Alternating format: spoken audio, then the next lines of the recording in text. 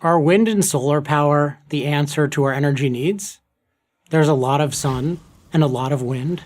They're free, they're clean, no CO2 emissions. So what's the problem? Why do solar and wind combined provide less than 2% of the world's energy?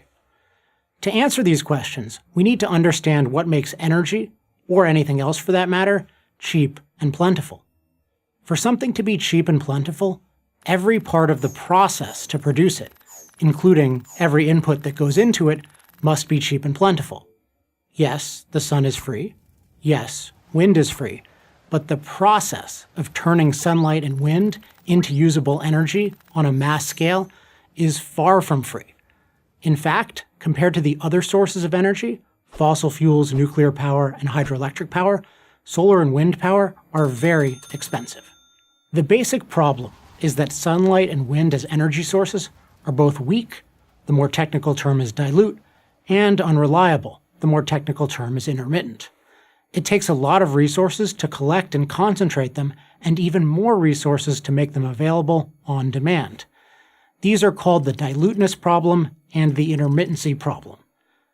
The diluteness problem is that, unlike coal or oil, the sun and the wind don't deliver concentrated energy, which means you need a lot of additional materials to produce a unit of energy. For solar power, such materials can include highly purified silicon, phosphorus, boron, and a dozen other complex compounds like titanium dioxide. All these materials have to be mined, refined, and/or manufactured in order to make solar panels. Those industrial processes take a lot of energy.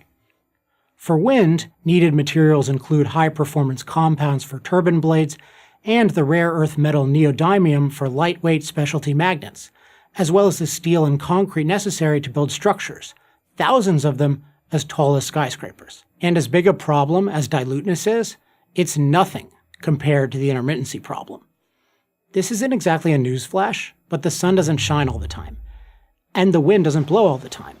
The only way for solar and wind to be truly useful would be if we could store them, so that they would be available when we needed them.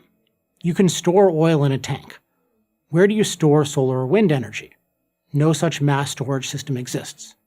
Which is why, in the entire world, there is not one real or proposed independent freestanding solar or wind power plant. All of them require backup. And guess what the go-to backup is? Fossil fuel. Here's what solar and wind electricity look like in Germany, which is the world's leader in renewables. The word erratic leaps to mind.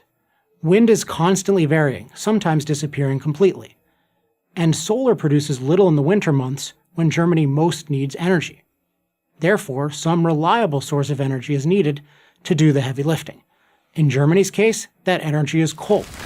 So, while Germany has spent tens of billions of dollars to subsidize solar panels and windmills, fossil fuel use in that nation has not decreased, it's increased, and less than 10% of their total energy is generated by solar and wind.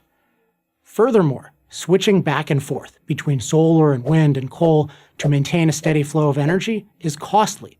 Utility bills for the average German have gone up so dramatically that energy poverty has become a popular term to describe those who cannot pay, or who can barely pay, their electricity bills.